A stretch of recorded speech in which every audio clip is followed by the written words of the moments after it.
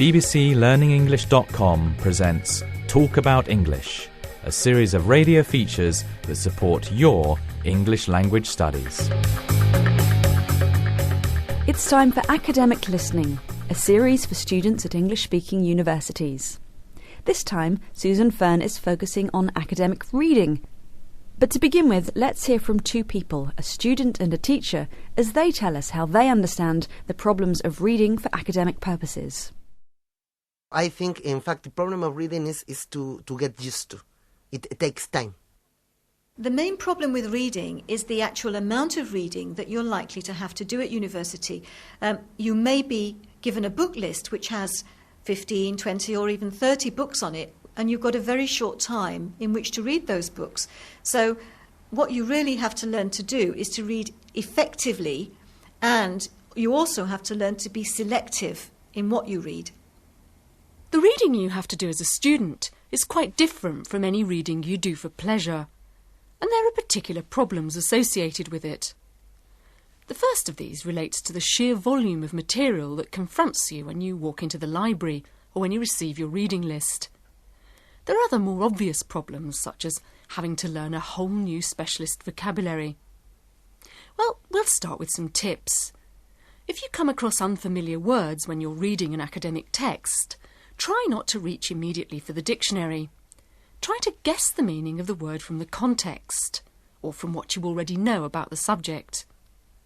Another World Service class member has advice for those of you who find you have so much to read you just don't know where to start.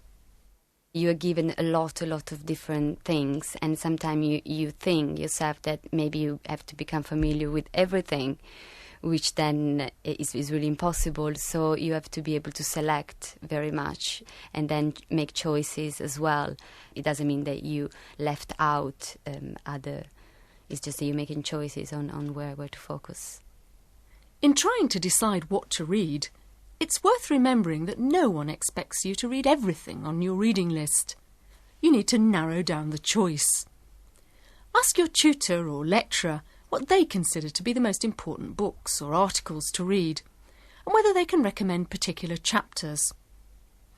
Other students on your course may also have found certain texts to be particularly useful. Ask them for advice. Once you've chosen your reading material, however you make that selection, it's vital to be absolutely clear about why you're reading. When you know what you're going for, when you know the purpose in doing the reading, for example an essay, you might arm yourself with a list of questions. Simon Williams teaches English in the Language Centre at University College London. Then, having found the books, look at the contents, look at the index in the back of the books. Academic books normally have an index, and look for key words. Make a note of those. Read the blurb, that's the description on the dust cover of a book. Next, if the material looks promising, skim through the first chapter or the introduction and the conclusion, because it's rather like lectures. The middle part of a book is going to be quite specific. It's going to amplify, give examples. So the important things at this stage are going to be the beginning and the end of the book or of a chapter or of a section. Based on what you know about the subject already and what you need to know for your assignment or project, Simon Williams suggests that you prepare a list of questions. This activity will help you to focus more effectively on the ideas in a text. Then you can adjust the speed and depth of your reading to suit your purposes, as Christine Reeves explains. She teaches English at Bell Norwich, a language school in the east of England. What you have to understand as students is that when you read, you don't read everything at the same speed. You have to learn to adapt or adjust your speed according to the level of understanding that you need from the material that you're reading. And I think that is one of the things that are very useful on an EAP course, that we actually try to teach you. Well, that's the theory. So how does it work in practice? Well, when I'm looking for a book for a specific topic, what I do is that I first, of course, look at the title, if it's not in my reading list, and then I start looking at the index. The index will suggest me the different topics that are taken in that book. I look through the chapters, and as I look in the chapter, I don't read from the beginning to the end, but I better skim the text. and I choose if it's relevant for my topic. One technique of reading that will help you to read large quantities of material is, for example, skimming. Skimming isn't really reading. Skimming is quickly looking over some material or a text to decide, is this useful for me? Is it necessary? Do I need to read it? So you're not really reading it word for word. You're looking for some keywords. You're picking out the keywords to decide, do I need to read it at all? And in this way, if you decide that it's necessary, then you can read it. But if it's not necessary, then this is one way of eliminating a lot of material, and it will save you a lot of time. Often a quick glance at the title and any subtitles, or at the chapter headings and information about the author's special academic interests, will soon tell you whether the book's likely to be useful for your purposes. You might then narrow down your search even further, as you look for specific information using another reading technique. Christine Reeves again. Another technique that is very useful in reading is scanning. OK, what is scanning and how is it different from skimming? In skimming, what you're doing is deciding, is this particular text useful for me? Do I need to read it? Scanning is different in that you have an idea of what you're looking for. You have a specific question in your mind and you're looking for the answer to that question. It could be a date, it could be a name, it could be a sentence. But the thing is that you know what you're looking for. You have an idea of what you're looking for in the text. And that technique is familiar to our anthropology student.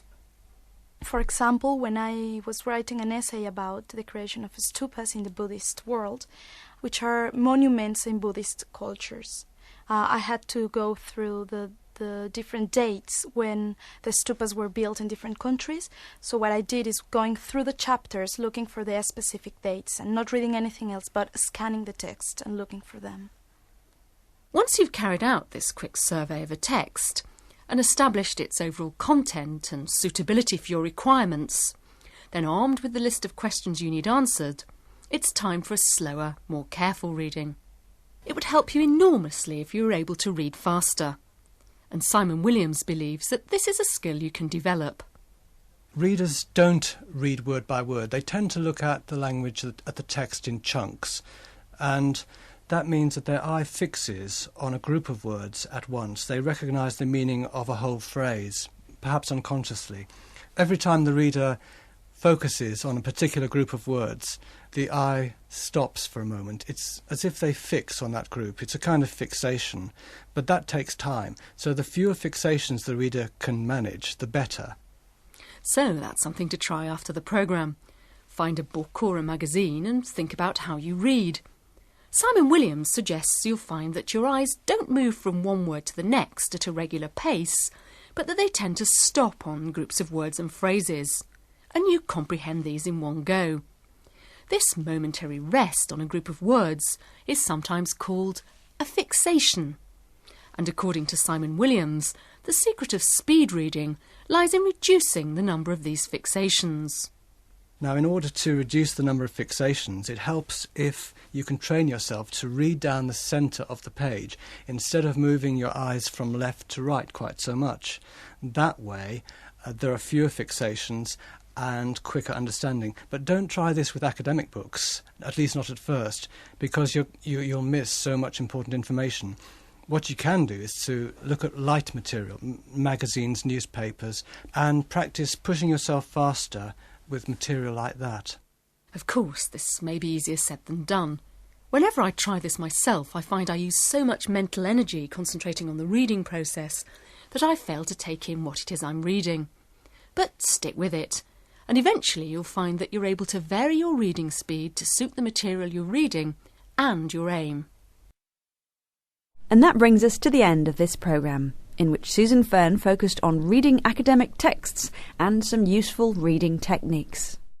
That was Talk About English from bbclearningenglish.com.